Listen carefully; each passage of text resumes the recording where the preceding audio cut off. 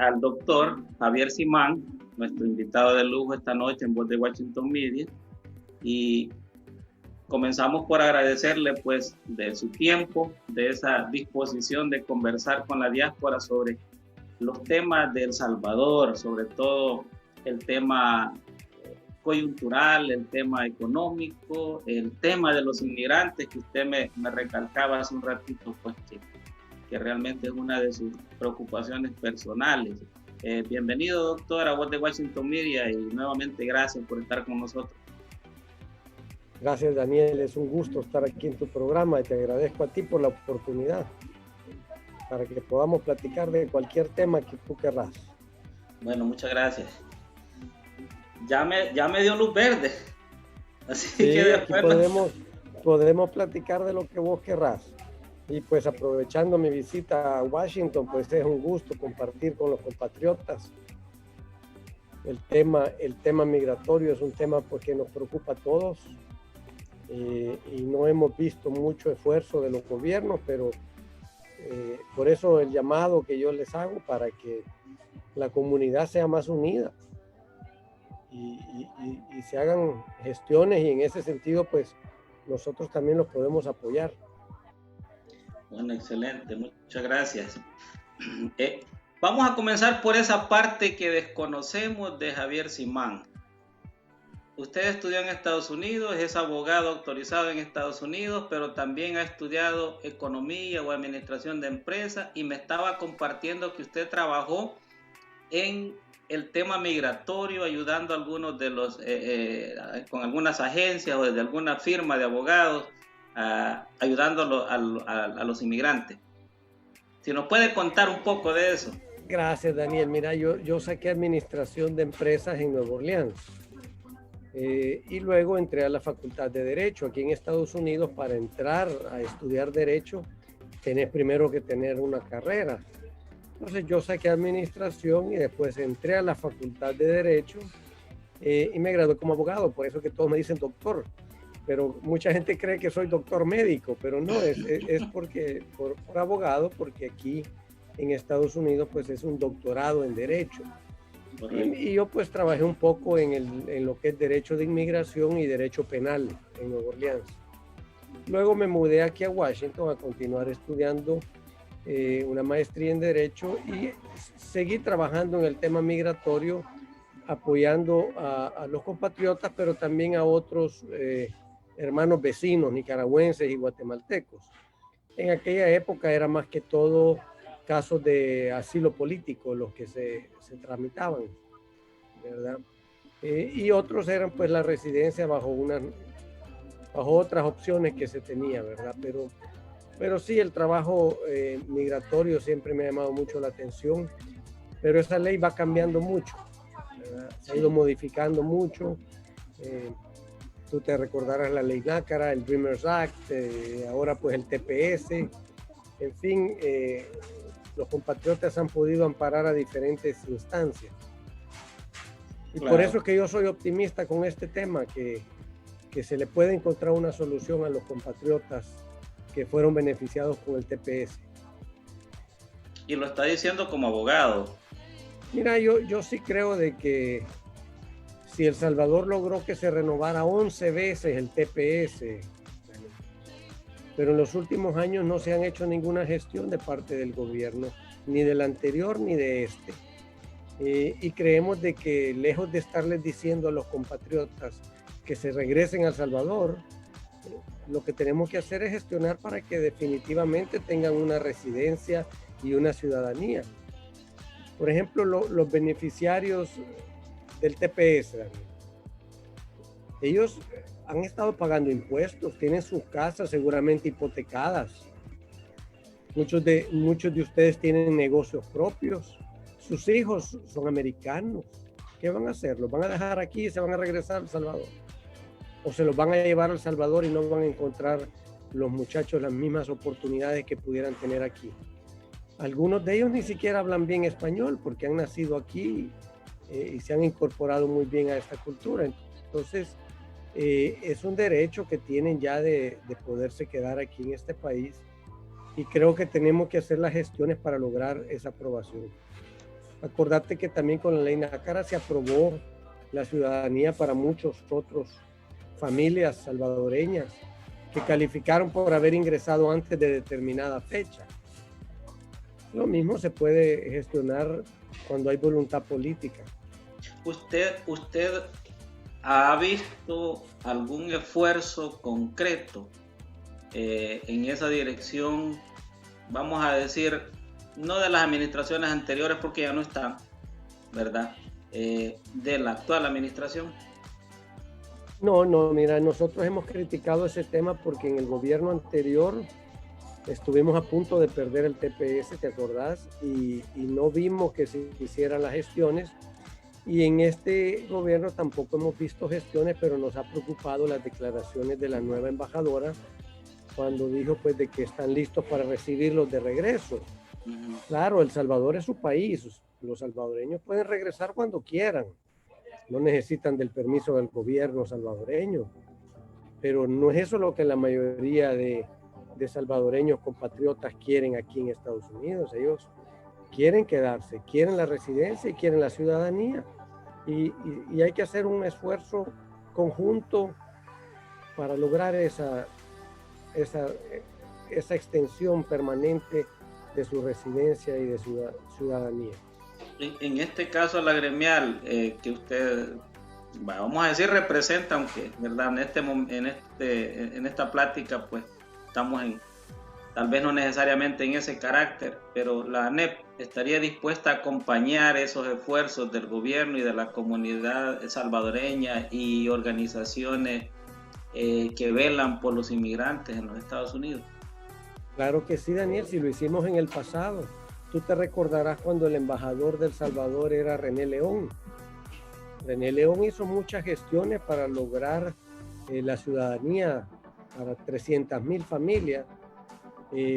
Logró el TPS y posterior se renovó el TPS, se extendió varias veces y estuvimos de la mano apoyándolo, a veces aquí en Estados Unidos, pero la mayoría desde El Salvador. Y este es un tema que es importante para todos y tenemos que apoyarlos.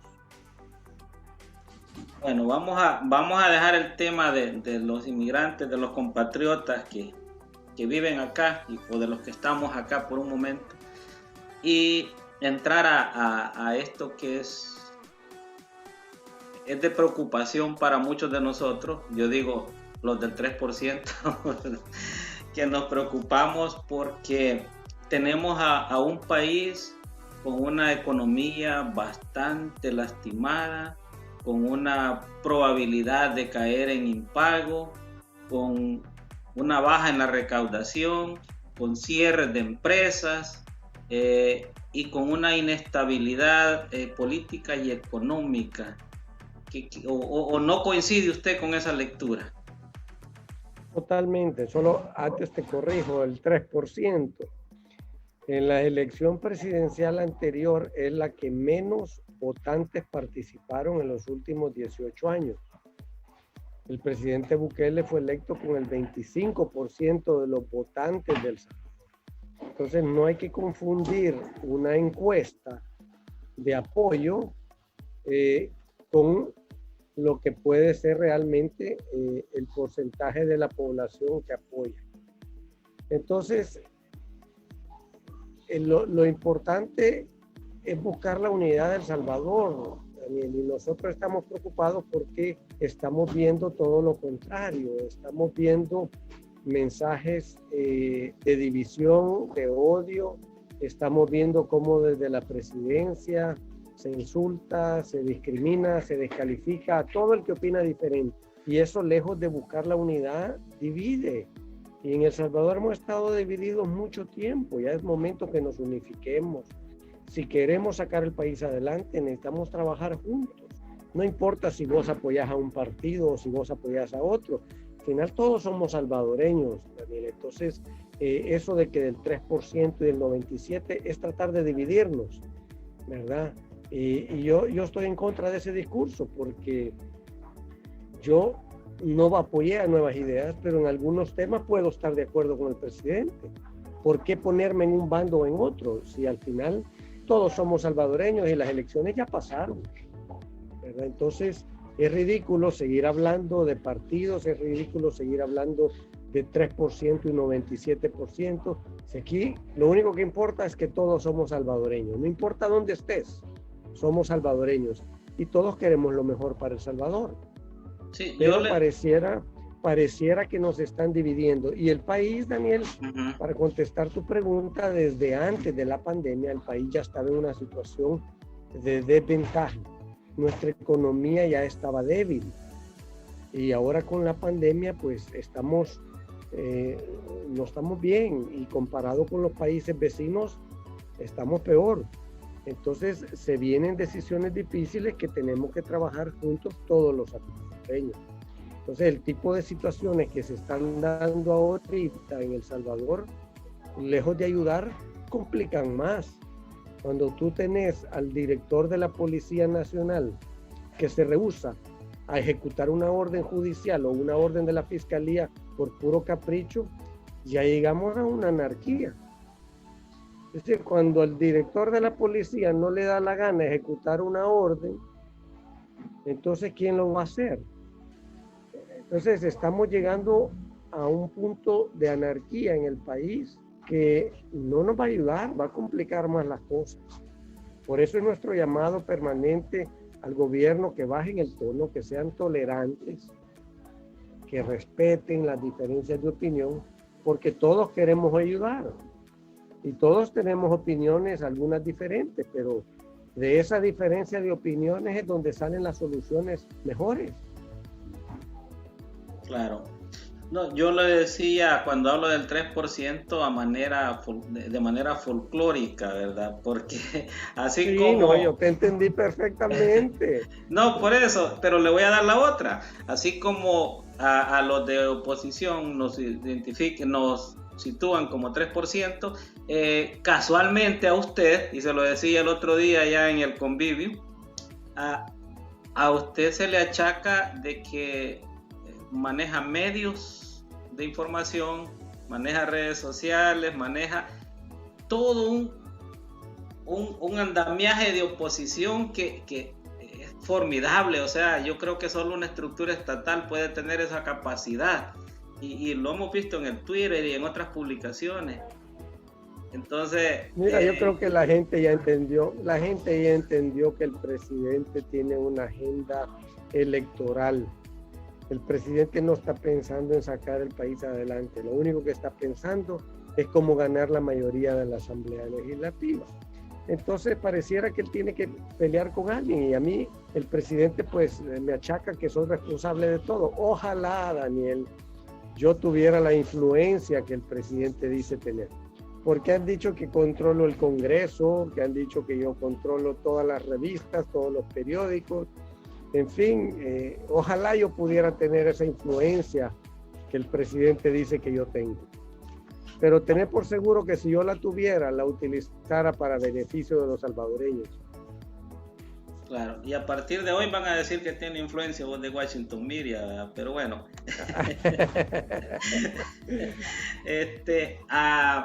Usted habla de trabajar juntos, bueno, en su pre-campaña por la presidencia hablaba de arrollarse las mangas, ¿verdad?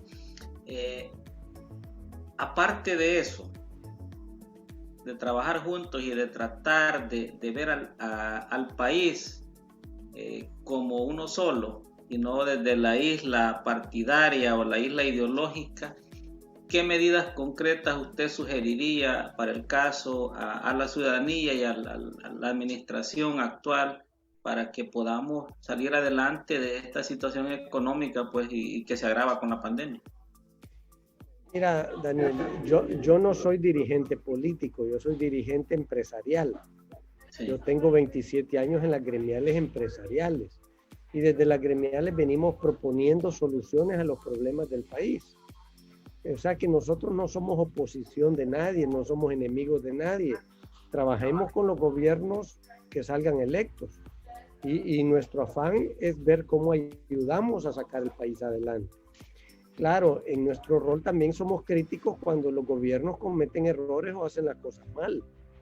porque eso tiene un gran impacto en la economía, en los empleos, en la calidad de vida de los salvadoreños. Entonces, también somos críticos y a los gobiernos no les gusta que los critiquen, pero nuestro rol es de proponer y venimos proponiendo por años. Así es como a mí me convencieron de que ya dejara de criticar y que me metiera mejor yo a hacer las cosas. Por eso es que me metí en una campaña presidencial interna.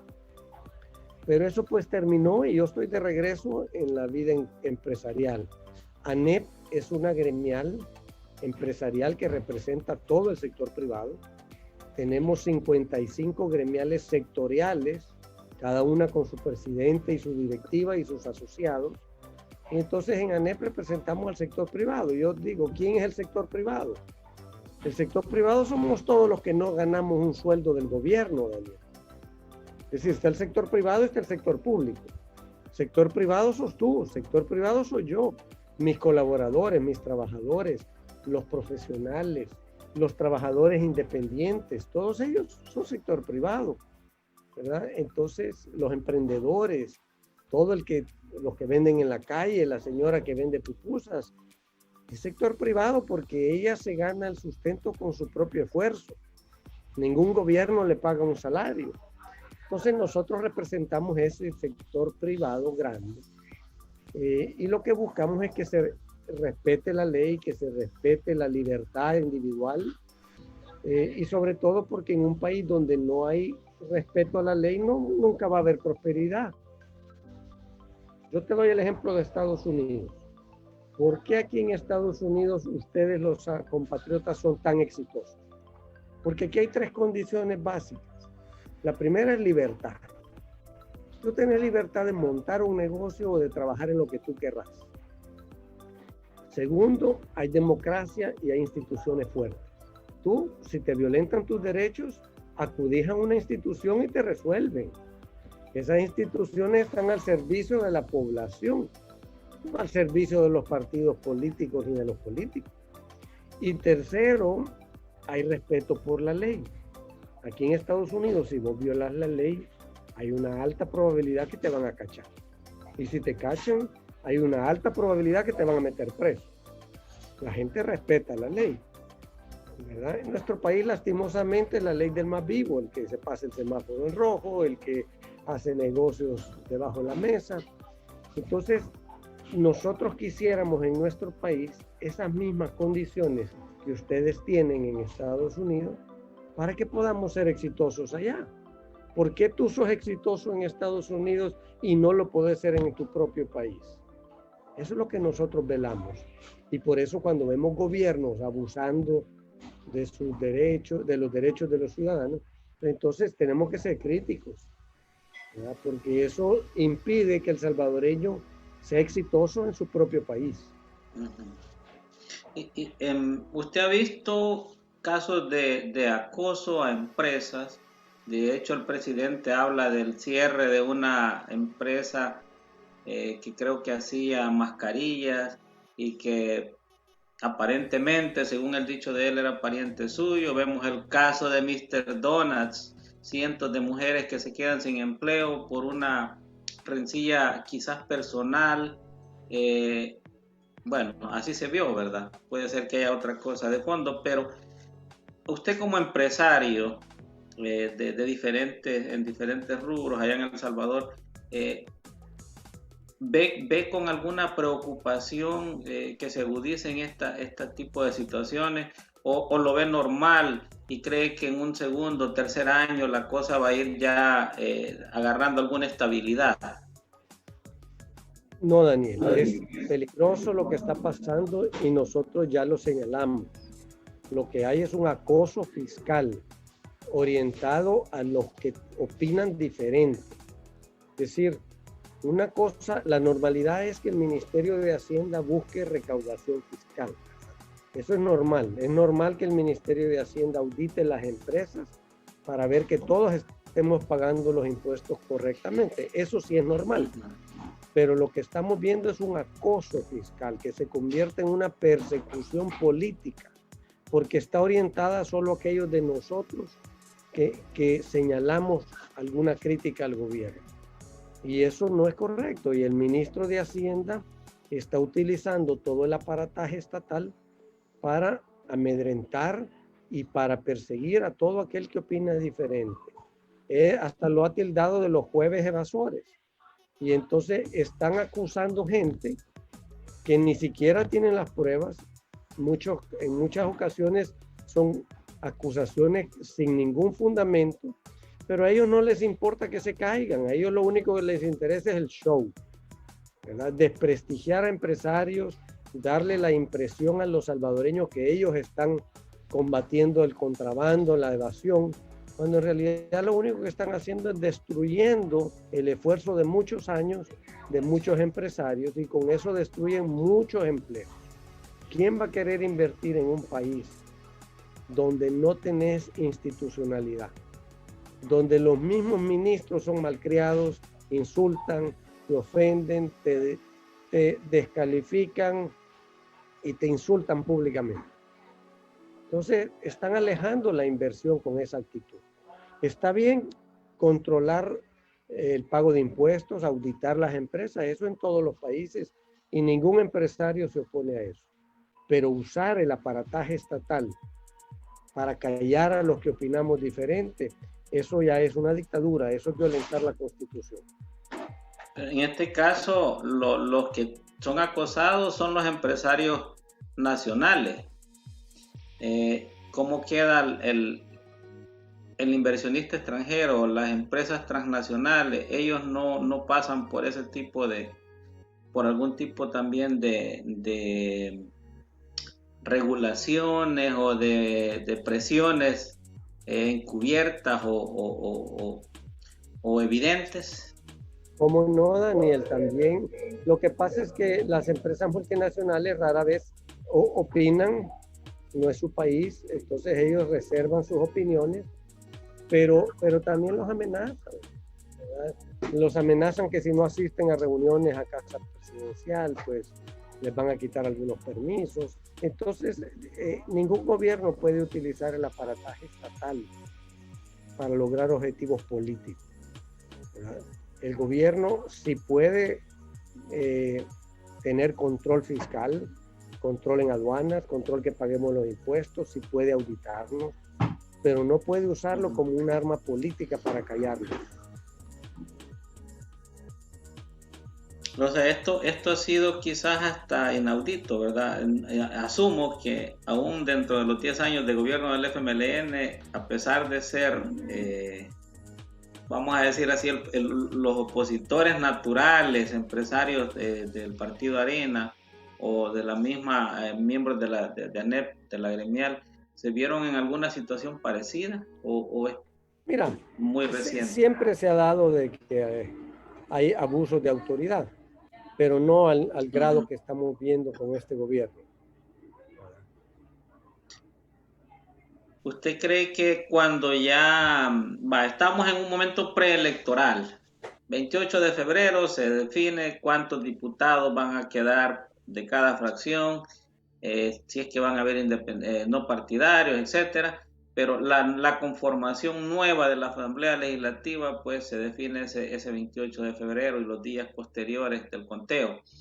¿Usted creería que una vez que pase esto, esta agitación electoral y ya no haya necesidad de hacer proselitismo, va a mejorar esa relación entre la empresa privada tradicional y el ejecutivo? Es que nosotros siempre estamos en la buena disposición de trabajar, Daniel. Nosotros en ningún momento nos hemos retirado ni hemos faltado respeto a nadie. Nosotros estamos con toda la disposición de trabajar en cualquier momento. Lo que pasa es que nos preocupa que si tú ya viste que en este último año el presidente ha violado repetidas veces la Constitución, ha desobedecido resoluciones de la Sala de lo Constitucional y sus funcionarios se rehúsan a cumplir la ley, imagínate lo que puede hacer cuando él tenga la mayoría de la Asamblea Legislativa, ¿verdad? Es decir, ¿por qué te hace pensar que si él tiene autoridad total va a tener algún interés en dialogar? si ahorita no dialoga cuando tiene que dialogar, imagínate cuando tenga el poder total. Entonces, por eso para nosotros es importante una asamblea como ciudadanos, como salvadoreños. Para toda democracia es importante una asamblea bien equilibrada, donde nadie tenga el control total, ¿verdad? Donde los obligue a discutir las propuestas de ley, donde les obligue a llegar a acuerdos, porque hacer las cosas con pura matonería a la fuerza, pues solo nos va a llevar a convertirnos en un país autoritario. Y además está el tema, Daniel, que los diputados son los representantes de la población. Entonces, todos los salvadoreños tienen que sentirse representados por algún partido político. Entonces, si a ti te gusta un partido, pues tú votas por ese partido. Pero hay un porcentaje de la población que le gusta otro partido, tienen que sentirse representados. Entonces, es bien importante la diversidad en la Asamblea Legislativa, para que ahí, en ese seno legislativo, donde se discuten las leyes, los diputados lleven la opinión de la mayoría de los salvadoreños. O sea, quiero entender a partir de lo que usted dice que es normal que haya un forcejeo político y que es hasta cierto punto tolerable y necesario, pero cuando ya esto se convierte en un acoso a cierto sector de la oposición o a la oposición en sí, entonces ya la cosa va haciendo otro giro y va ofreciendo pues la amenaza de una dictadura y que si el resultado en las elecciones los resultados en las elecciones del próximo año van a definir si El Salvador continúa trabajando mejorando institucionalmente como ha estado hasta ahora, o si vamos a caer en esa posible situación de autoritarismo. Es que en toda democracia, Daniel, vos tenés la parte de la población que apoya al partido que ganó, pero tenés otra parte de la población que no lo apoyó. Pero todos reconocemos como presidente al que sale legítimamente electo. Lo que ese presidente no puede hacer es destruir a los que no votaron por él. Y eso es lo que nosotros estamos viendo. Un ataque sistemático desde el aparataje del Estado a todos los que no votaron por él, a tratar de destruir a los demás partidos. Si tú te quedas con un partido único, ¿qué te queda? Eso ya no es república, eso ya no es democracia. Cuando tú tienes un partido único en el poder, eso es dictadura. Entonces, nosotros vemos muy mal que desde la presidencia se esté tratando de destruir a los demás partidos políticos. ¿A cuenta de qué? Si los demás partidos políticos, te guste o no te guste, representan a ciertos sectores de la población salvadoreña. Debemos ser respetuosos de eso. A mí no me gustan las ideas algunas del FMLN, pero yo respeto que hay una parte de la población que se siente identificada por el FMLN. Entonces ellos tienen derecho a votar por diputados que los representen. Lo mismo te puedo decir con cada uno de los demás partidos, ¿verdad? Entonces es bien importante para la democracia que tú tengas diversidad de partidos políticos y en la Asamblea Legislativa tengas esa diversidad en la representación. ¿Usted ve probable que quede ese balance el 2021 después de las elecciones de febrero o existe esa amenaza latente de que el resultado sea arrasador como fue en las elecciones anteriores para presidente y los anteriormente partidos mayoritarios queden todavía más reducidos de lo que quedaron en las elecciones pasadas? Eso va a depender de si los salvadoreños van a votar, porque muchos salvadoreños, Daniel, y tal vez tú y yo estamos incluidos en ellos, estamos de cierta manera decepcionados de la clase política, ¿verdad? Entonces, en algún momento votamos por un partido, después por otro partido, nos decepcionaron. Algunos votaron por Nuevas Ideas y gana en esta elección y ya se sienten decepcionados. Entonces cualquiera dice, ya tiro la toalla, yo ya no quiero saber nada, yo no voy a ir a votar. Pero si tú no vas a votar, estás dejando que otros decidan tu futuro. Entonces el llamado es a que todos vayamos a votar, ¿verdad? Y hoy tenemos la ventaja que poder votar. Si no quieres votar por la bandera de un partido, marcas el rostro de los diputados por los que sí quieres votar. Entonces, lo peor que puede hacer los salvadoreños es quedarse en casa. Si todos tenemos que ir a votar, votemos por los diputados que queremos que nos representen, ¿verdad? Y si bien estamos desencantados de la política, pues con mayor razón tenemos que ir a votar para cambiar a esa clase política que nos ha decepcionado. Entonces, yo creo que el resultado... Sí, perdón. No, te decía que yo creo que el resultado va a depender de la participación ciudadana. Mientras más salvadoreños vayan a votar, mejor equilibrada va a quedar la Asamblea Legislativa.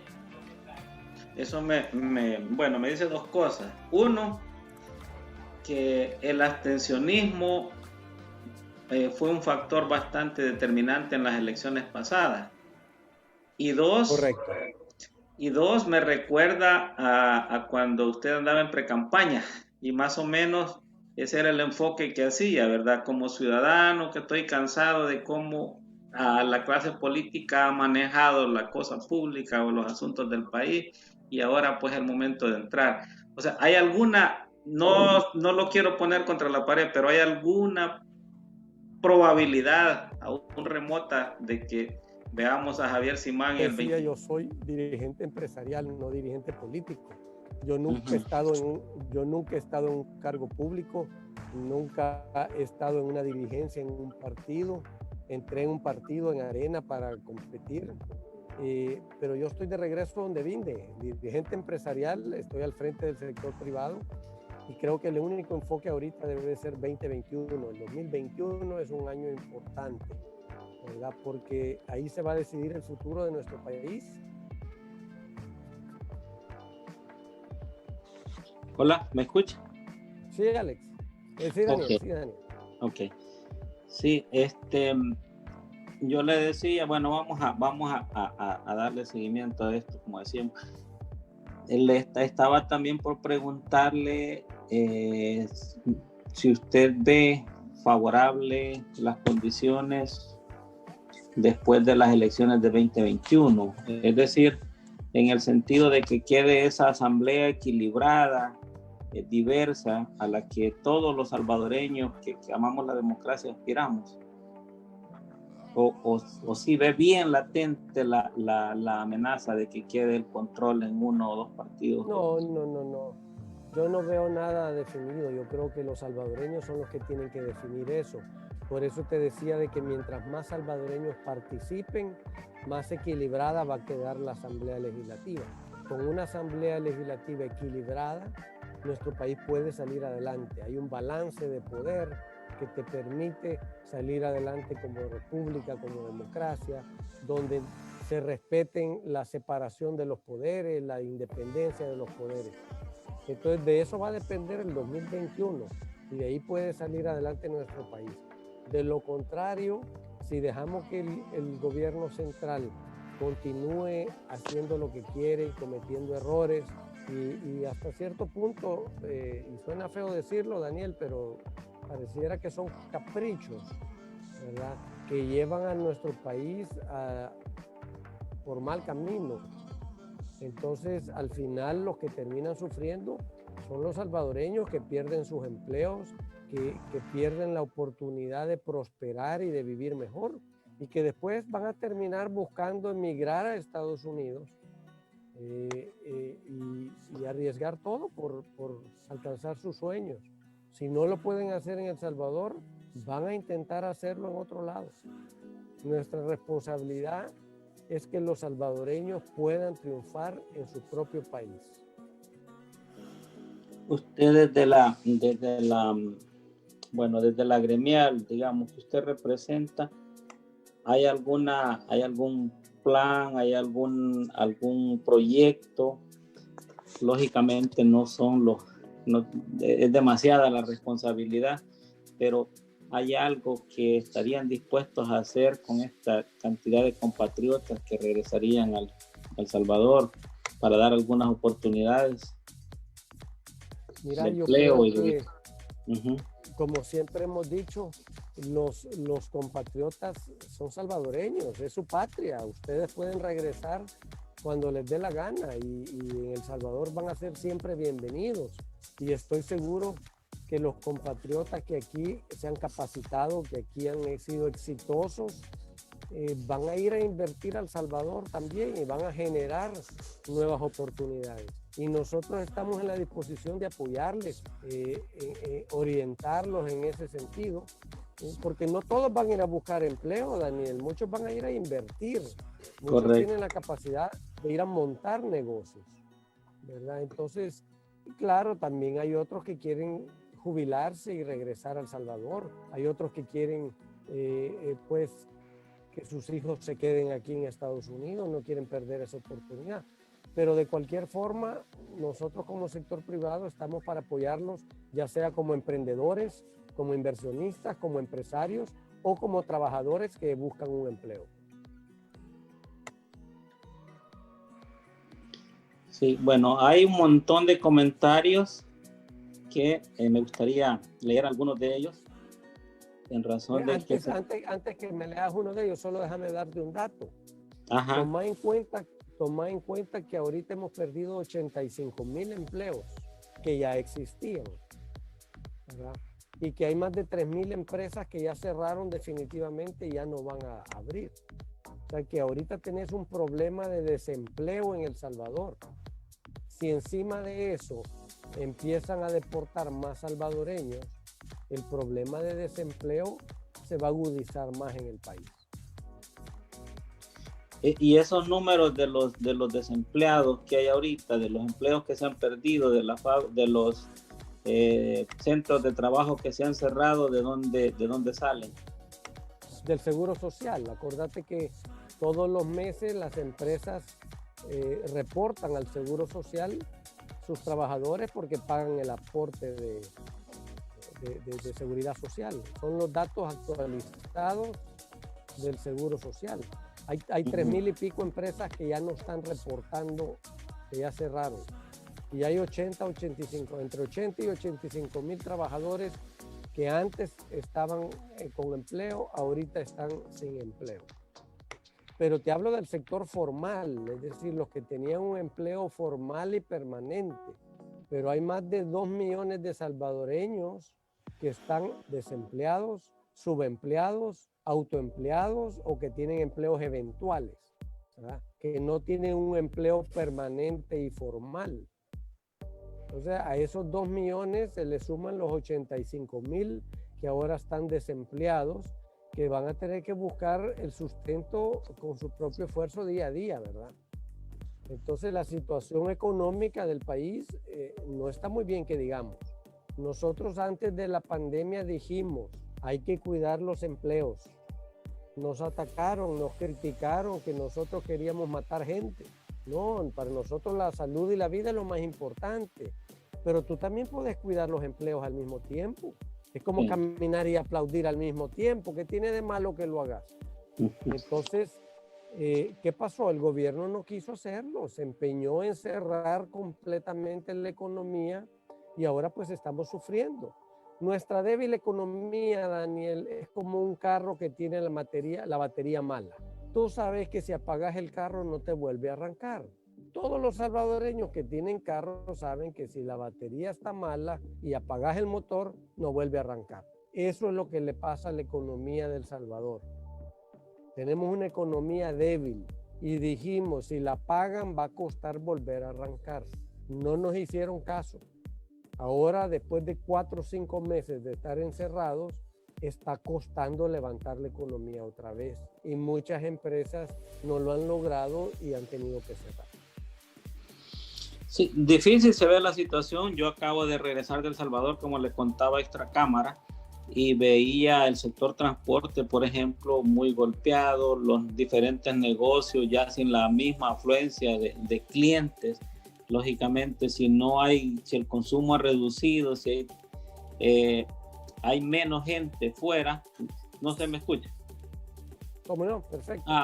Si hay menos gente fuera gastando, pues los diferentes sectores de la economía, como las ventas de menudeo, por ejemplo, ¿verdad? O los almacenes, otros lugares, los restaurantes, todo lo que tiene que ver con el turismo va a bajar. Incluso, bueno, usted vino casi en los mismos días que yo regresé y el aeropuerto yo lo vi solitario, ¿verdad? Y con poca, mínima actividad comercial.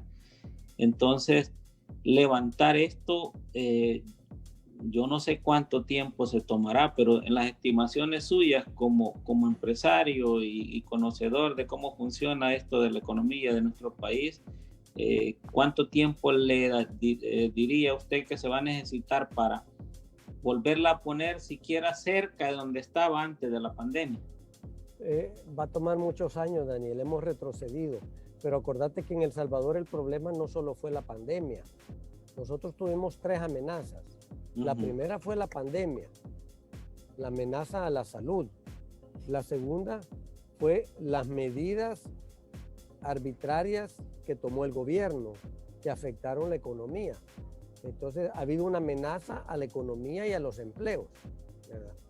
Y la tercera es que el pleito que se tiene el presidente con medio mundo está generando una amenaza a nuestra democracia.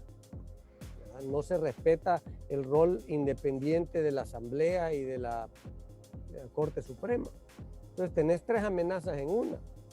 Y tú aquí en Estados Unidos ves que por la pandemia cerraron muchos negocios, a pesar que no hubo un cierre estricto. Sí. ¿Verdad? Aquí no hubo un cierre definitivo, aquí hubo cierres, medidas que se tomaron de precaución. Y aún así tuvieron cierres de empresas. Imagínate en El Salvador, que pasó paralizado 4 meses, ¿verdad? Entonces va a tomar mucho tiempo regresar.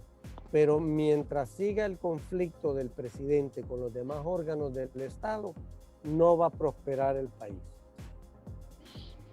Sí, aquí incluso la reapertura fue una reapertura. Bueno, todavía estamos no del todo reabiertos, ¿verdad?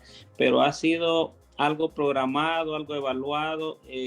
Yo decía en algunas de las pláticas anteriores de que la idea de encerrar a la gente al inicio de la pandemia era para hacer un plan, ¿verdad? Para educar a la gente a la vez de que se hacía ese plan y para ir regresando ordenadamente a la actividad. Aquí todos íbamos a pagar una cuota, definitivamente todos íbamos a pagar una cuota, pero todo más ordenado. Tengo entendido de que uno de los grandes golpes a la economía salvadoreña, y que ya lo vamos a estar viendo en el debate legislativo, tiene que ver con el nivel de endeudamiento. Ya superamos el 90% de deuda pública con relación al Producto Interno Bruto. Mira, cuando llegó el presidente Funes en el 2009, la deuda era 10,000 millones de dólares. Correcto. El FMLN salió dejando el país endeudado a 19,000 millones, casi al doble de lo que lo encontró. Sí. Pero el presidente Bukele en tan solo un año ya lo endeudó casi 3,500 millones más. Y la pregunta es en qué se ha ido ese dinero, porque no han rendido cuentas, no han explicado. Hemos visto muchos casos de supuesta corrupción donde los mismos funcionarios le han vendido al gobierno. Entonces, sí nos preocupa mucho que con ese nivel de endeudamiento y con la economía que se ha caído, El Salvador no va a tener capacidad de pagar esa deuda. Y ahorita han presentado un presupuesto que es muchísimo más grande que los de años anteriores, casi un 18% más. Y entonces, ¿con qué va a funcionar el gobierno si no tiene recursos?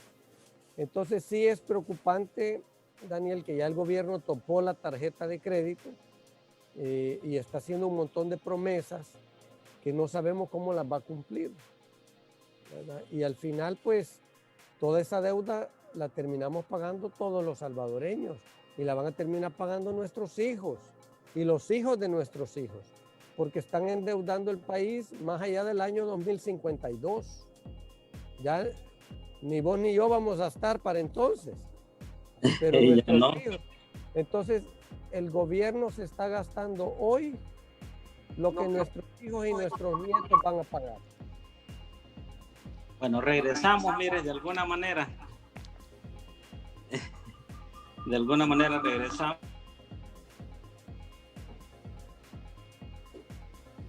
Pero no te oigo, Daniel. Sí. Ahora me escucha. Hoy sí te oigo. Va. Fíjense que segunda vez que me pasa esto. Yo no sé, casualidad. Y casualidad que está usted acá. Es por las preguntas que me haces. El sistema No, solo hombre. se apaga.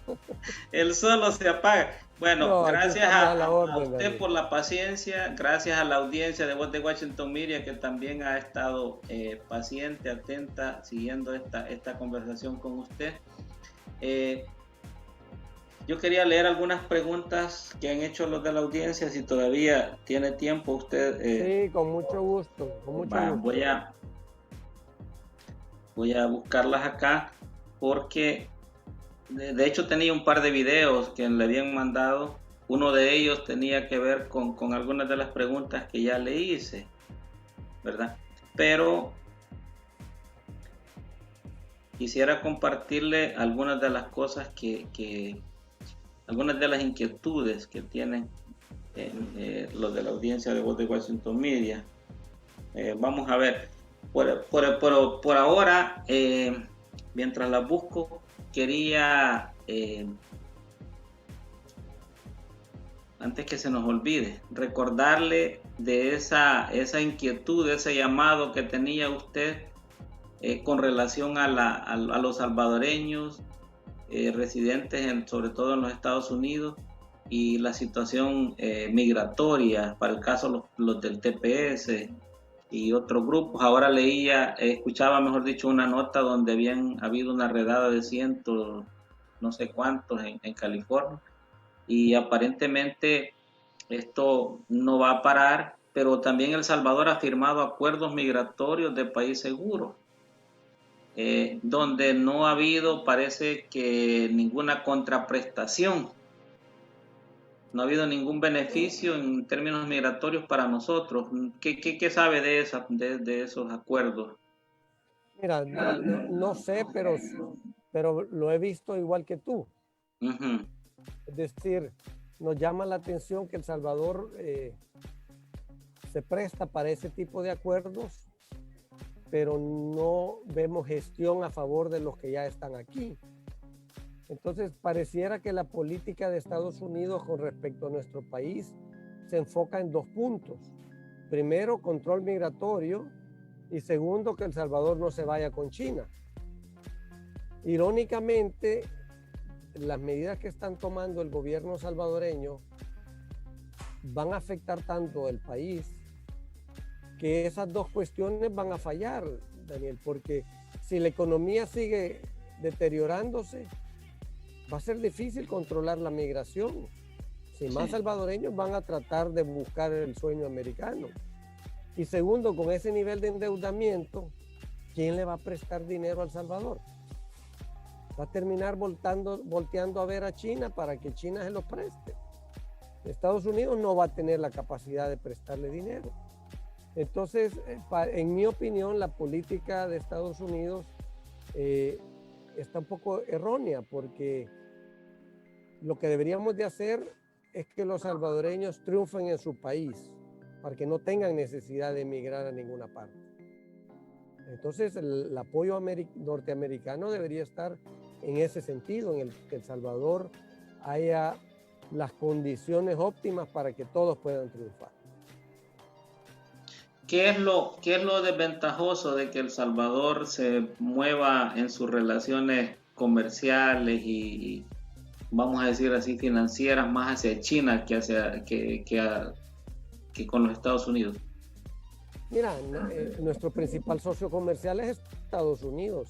51% de nuestras exportaciones vienen a Estados Unidos. Más del 50% de nuestras importaciones también vienen de Estados Unidos.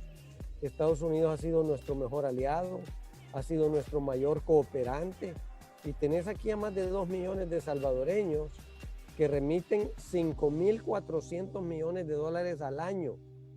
Eso, Daniel, es comparativo con todo lo que El Salvador exporta. El Salvador exporta 5.700 millones de dólares al año, pero recibe de ustedes, los compatriotas, 5.400. O sea que la dependencia con Estados Unidos es fuertísima. Nuestro aliado natural es Estados Unidos. Tenemos la misma cultura, la misma fe. ¿Qué tenemos en común con China? Nosotros hemos insistido que China nos deje exportar nuestros productos a China y no hemos podido.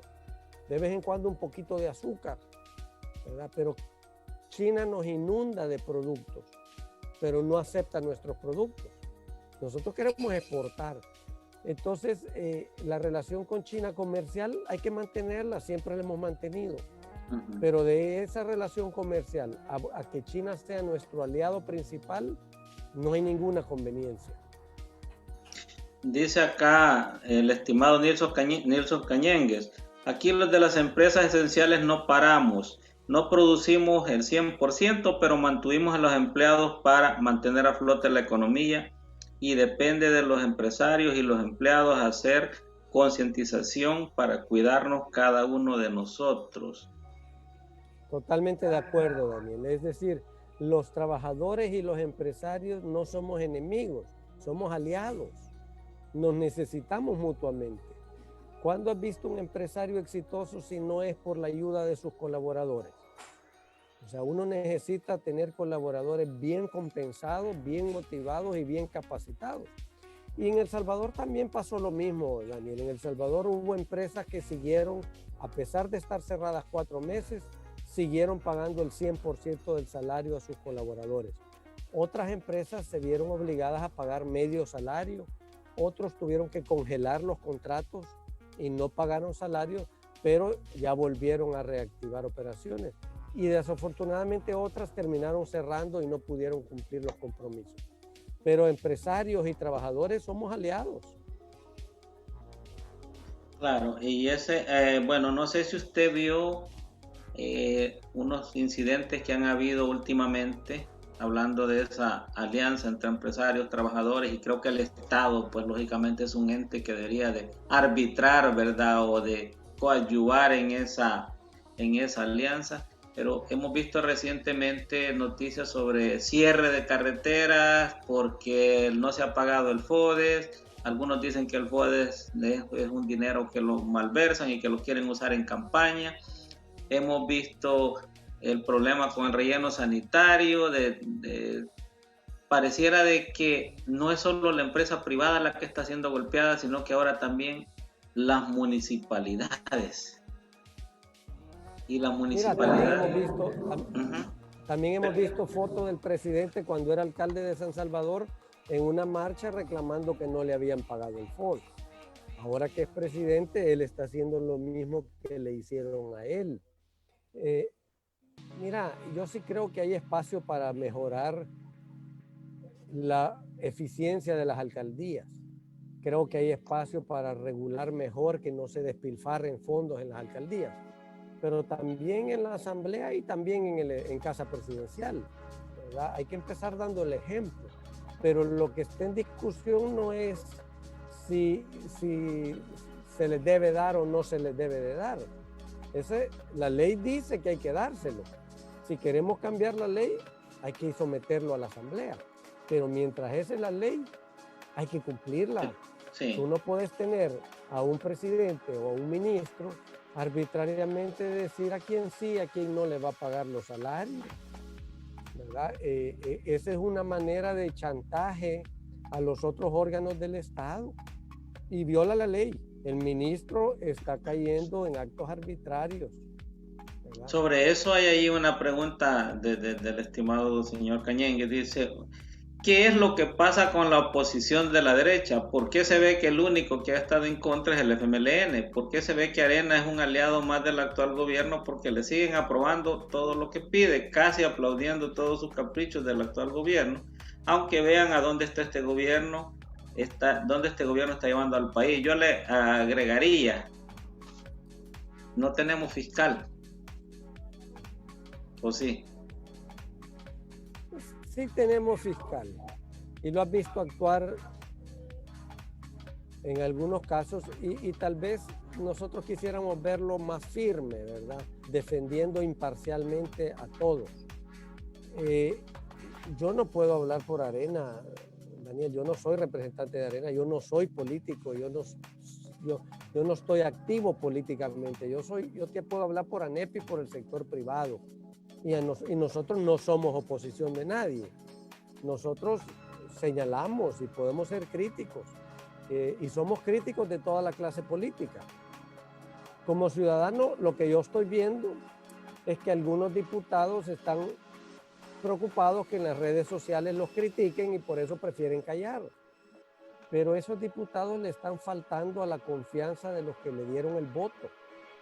Porque si tú votaste por un diputado de X partido, es porque tenías confianza que él iba a representar tus ideales, tus principios.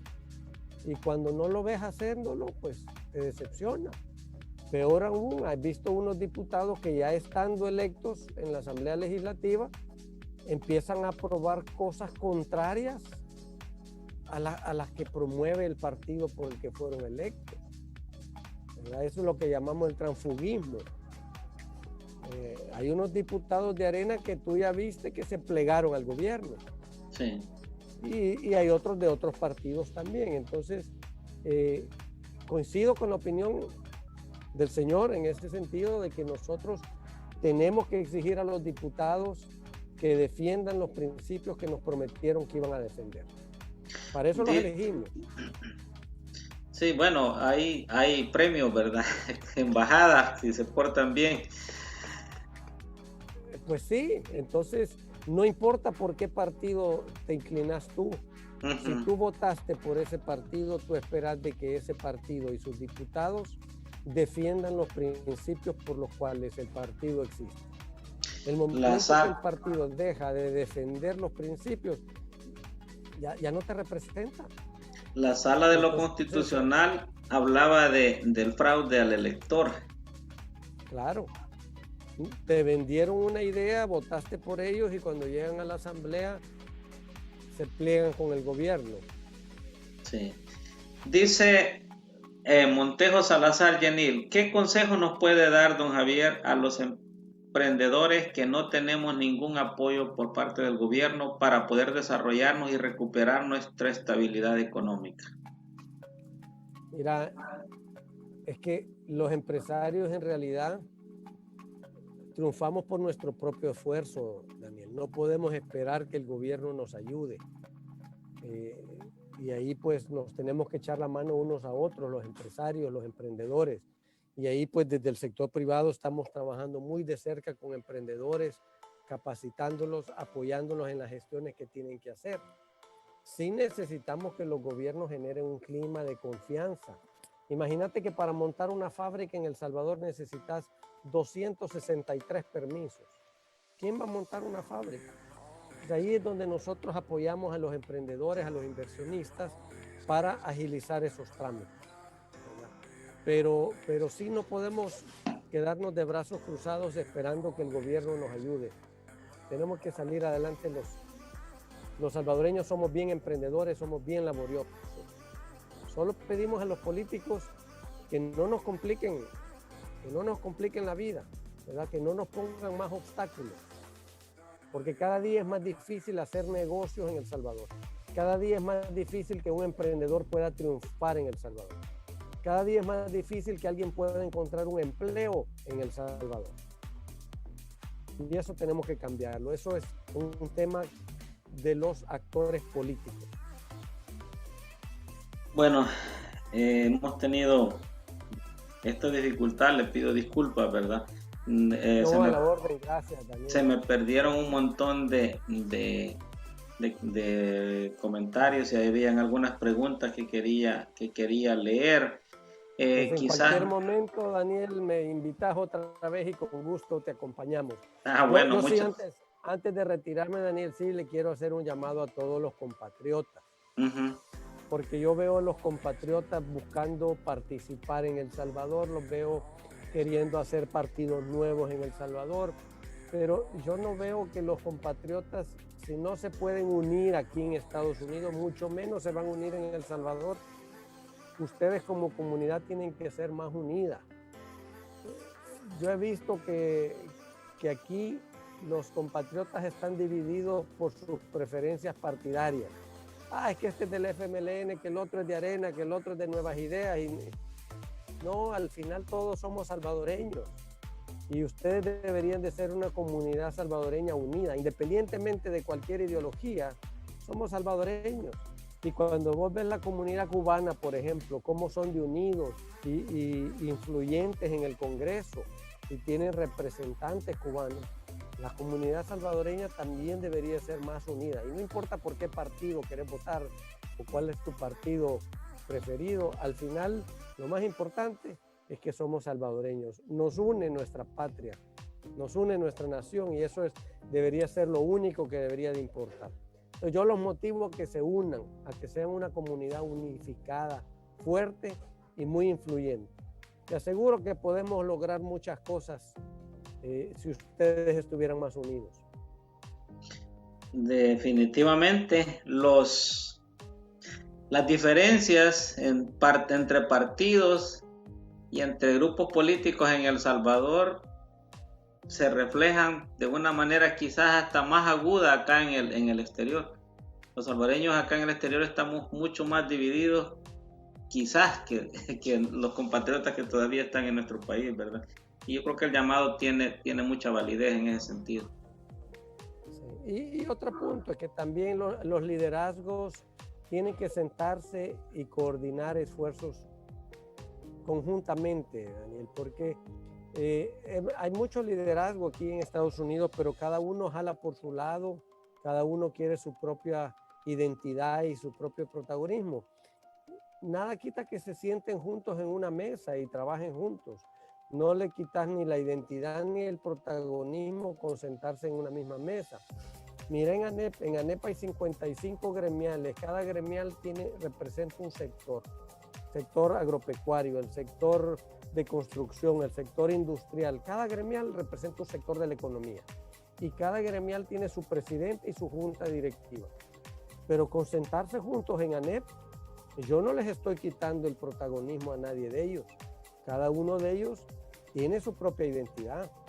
De la misma manera creo yo de que aquí en Estados Unidos los diferentes liderazgos pueden mantener su propia identidad, su propio protagonismo, sus propios espacios, pero de alguna manera ustedes tienen que sentarse y unir esfuerzos para ser influyentes aquí en el Congreso de Estados Unidos, pero también para ser influyentes allá en El Salvador. Bueno, porque los políticos los vienen a visitar cuando es época electoral. Sí. Vienen a pedir el apoyo y les vienen a pedir apoyo financiero. Y al final las cosas siguen igual para los compatriotas. Sí, no los volvemos a ver después de las elecciones, en su mayoría. Hay un saludo acá, dice Roy García, que por cierto está fundando o es de los fundadores de un nuevo partido político. Felicitaciones a tu panelista. Necesitamos un gobierno de reconstrucción nacional donde estemos juntos los empresarios y los trabajadores. Él ya habla de reconstrucción. Totalmente de acuerdo. Necesitamos un gobierno donde necesitamos que el gobierno, lejos de estar dividiendo, Daniel, busque unificarnos. Y no vamos a pasar toda la vida divididos por ideología. Hay muchas cosas que nos unen y nos enfocamos solamente en las que nos dividen, ¿verdad? Entonces sí, necesitamos un gobierno que lejos de estar marcando esas diferencias entre los salvadoreños, que mejor nos una como salvadoreños. Porque cuando vamos a ver a la selecta jugar, todos nos vestimos de azul, ahí no importa qué color partidario te guste. Pues es lo mismo, El Salvador es de todos los salvadoreños. No es de los que no gobiernan, es de los salvadoreños. Los gobiernos van y vienen y los salvadoreños tenemos que enfrentar las buenas decisiones y vivir con las malas decisiones que hacen los gobernantes y los políticos. Correcto. Hay dos comentarios más acá que me llaman la atención. abusando de que no lo queremos dejar ir. Dice Héctor Piporro Álvarez, dice, pregunta para el señor Simán, ¿qué haría la grande empresa si llegara a ganar la asamblea del gobierno central? ¿Se irían del país por los acosos? Mira, nosotros somos salvadoreños y nacimos en El Salvador y nos vamos a morir en El Salvador. Yo solo tengo pasaporte salvadoreño, Daniel, así es de que nosotros tenemos que esforzarnos por sacar nuestro país adelante, a pesar de los actores políticos, a pesar de los gobiernos de turno, a pesar de la corrupción, a pesar de todo eso, los empresarios salvadoreños tenemos que seguir trabajando y al final tenemos que mantener a nuestros trabajadores y tenemos que mantener los negocios funcionando. Lo hicimos durante la guerra, no nos fuimos durante la guerra cuando nos quemaron los negocios, nos bombardearon, nos secuestraron y ahí nos quedamos, ¿verdad? Así es que nosotros los salvadoreños vamos a seguir sacando El Salvador adelante independientemente de lo que los actores políticos hagan. Aquí dice Roberto Valdés, no sé si usted me va a tal vez captar mejor este comentario o pregunta. La NEP dice así que están matando a los pymes, los márgenes de ganancia son mezquinos. ¿Qué dice? Del 3 hasta el máximo de 5%. Las pymes son la caja chica. No entendí muy bien el comentario, pero ¿quién está matando a las pymes? Al contrario, recuerde que en cada empresa exitosa hay un montón de proveedores que son mediana y pequeña empresa. Entonces, mientras más empresas grandes haya en el país, más oportunidades para emprendedores, para pymes hay. Es como pasa aquí en Estados Unidos también, ¿verdad? Entonces, si el gobierno ataca a las grandes empresas, ¿quién queda? Ahora, te quiero aclarar, Daniel, que en ANEP el 97% de nuestras empresas socias son pequeñas y medianas. En ANEP no representamos a las grandes empresas. Si las grandes empresas agarran el teléfono y pueden hablar con un ministro. Nosotros representamos a los pequeños y a los medianos que no tienen quien los represente. Nosotros peleamos por ellos, porque las grandes empresas tienen acceso al presidente, tienen acceso a los ministerios, a que les resuelvan sus problemas. Son los pequeños y los medianos los que nosotros defendemos. Dice el profe Castillo, la deuda externa la han dejado gente como Funes, Flores, Serén, entre otros, se llevaron el dinero. Para muestra ya libremente en Nicaragua, o sea, la administración actual no se le puede achacar, queriendo deducir de este comentario, que la deuda pública la haya creado. Bueno, yo te expliqué hace un rato. El gobierno de Arena dejó 10.000 millones de deuda. El gobierno del FMLN lo subió a 19.000 millones. Y la preocupación es que el gobierno de Bukele, que solo lleva un año, ya lo subió a en 3.500 millones más. 3.500 millones de dólares en un año. Adicionales. Entonces ya casi estamos, como vos bien dijiste, como a un 90-92% del Producto Interno Bruto.